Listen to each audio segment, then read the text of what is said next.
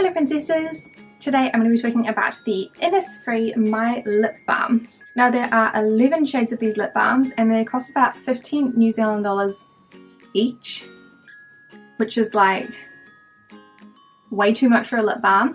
But I saw these on someone and I feel like it's either Pony or Una, and they looked so beautiful that I was like, you know what, I could buy them, I could try them all and they would be great. Do I regret buying 11 lip balms? Kind of.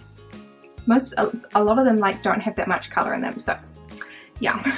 Be prepared for not as much colour as you were expecting from packaging that looks like this.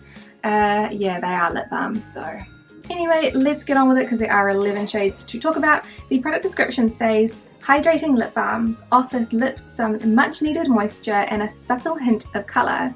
Each flavour contains aromas of various teas to relax the senses. The packaging of these lip balms is really nice and elegant. They come in what feels like a aluminium foil tube, so it is a little bit stiff, and when you press it down it stays depressed. Each colour has their own different coloured outer, so it's pretty easy to figure out which one you're wanting to pick up, apart from some of the red oranges which look really similar. They have a slanted applicator which makes them pretty easy to apply. However, since they are in that aluminium sort of foil tube, they are actually a little bit hard to get out. The texture of the lip balm is quite thick, so you really have to press to get the product to come out, and sometimes way too much of it comes out or none at all. It's a 50-50. So the first shade is Green Peppermint Tea, which is clear. These are a lip balm, so I don't really care how I'm applying them because most of them are a lighter colour, so just go for it. This one does smell very pepperminty.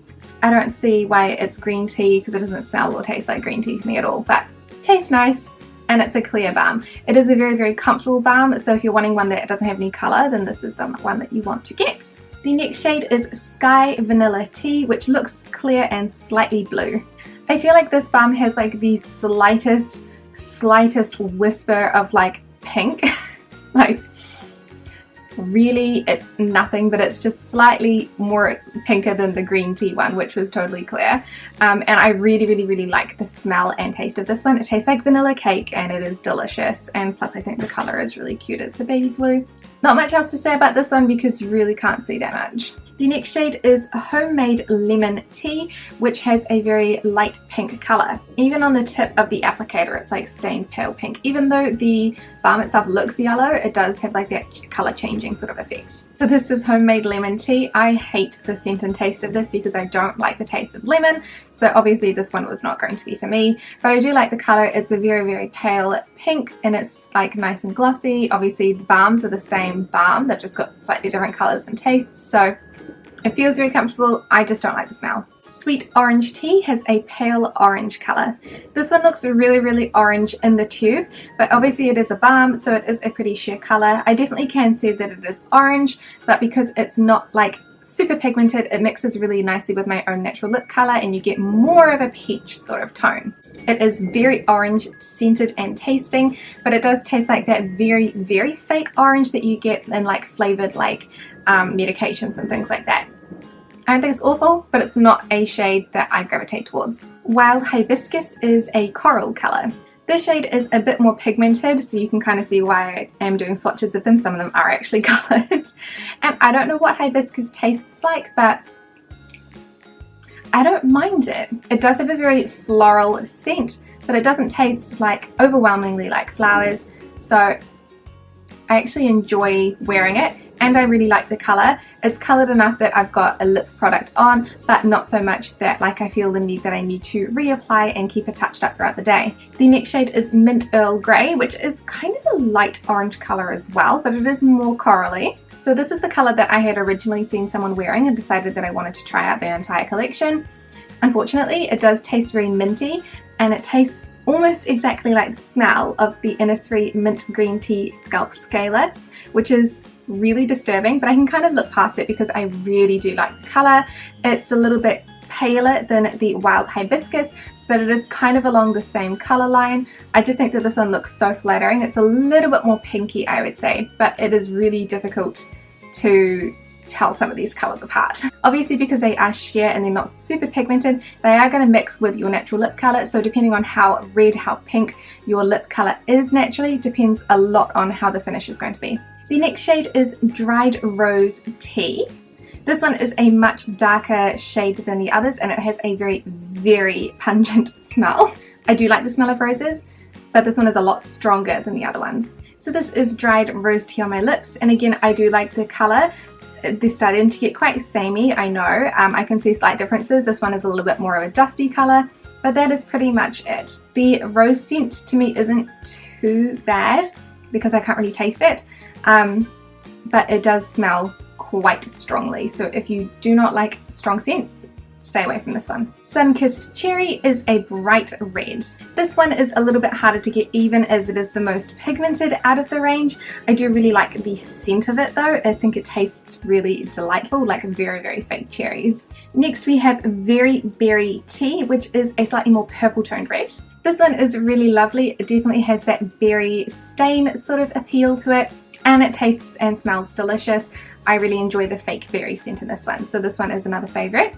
Next up is Ruby Grapefruit Tea, which has probably my least favourite scent, and it is another light coral kind of colour. So this is Ruby Grapefruit Tea. I actually really like the colour, but I do hate the scent. I find the grapefruits to be just very like sour or bitter. It's not my favourite thing. However, I do really like the colour, but it is quite similar to some of the other corally colours. This one is ever so slightly more pink. And last but not least, we have Wedding Peach Tea, which is a very light peach colour. Terrible to do last because it's like almost clear and my lips are super stained. So this colour is very pale peach, and it is slightly more red at the moment because of the staining on my lips, but it is the most beautiful scent. I love the scent and taste of the peach, so this is one that I get a lot of wear out of. So I definitely recommend this one if you're wanting like a light pinky peachy colour. It's one of my favourites. So overall, am I disappointed in buying 11 lip balms worth $15 each? Yes. Yes, I am. Would I recommend it? No. Do you need all of these lip balms? Absolutely not. A lot of them look so similar because obviously they are subtle hints of colours, not like really bright colours, which is kind of unusual because a lot of the swatches that I saw on the websites, they looked pretty different and they looked pretty pigmented. Like they looked like a sheer lip gloss sort of kind of thing, but on mine they look much of a muchness, so I pretty much pick them based on like the undertones, where if I want like pinky pinks I'll pick from a certain amount, or like orangey pinks I'll pick from these ones, and then based on scent. Like the lemon is a really pretty pink, but is it prettier than the other pinks that taste like strawberry? No, this one tastes like lemon. I find that gross. You might not find that gross. You might love the smell of lemon. In that case, get the lemon one. But yeah, the other important question is, do they work as lip balms? And the answer is surprisingly, yes. They are actually really nice lip balms. I have chronically dry lips. They are wrinkly, they are flaky, they are somewhat nasty in some circumstances, and these lip balms do work really well. However, it is a little bit tough if you have this sort of deeper colours, because obviously if it wears away in the centre, you do get a little mark because they are not staining lip balms. They are just balms, not like not a tint, not a stain, nothing like that. With the lighter colours like what I'm wearing at the moment, which is the Mint Earl Grey, I can tell that this colour has faded because I'm having trouble seeing the colour, but it hasn't faded in the sense that I can see any lines, whereas I feel like the darker colours do that. Other than the fact that they are ridiculously expensive for what they are, I think that these are really great products. I just think that they should have like a price point of like $5 US, which would be like $7.50 New Zealand. If they were half the price that they are, then I would be quite happy with them, but they're quite expensive. So I hope you guys enjoyed this review. Tell me what you think of these very expensive lip balms. Will you be partaking and purchasing some of them, or are you going to be like, I'm fine with my Blistex, thanks. But thank you so much for watching, and I will see you in the next video. Bye!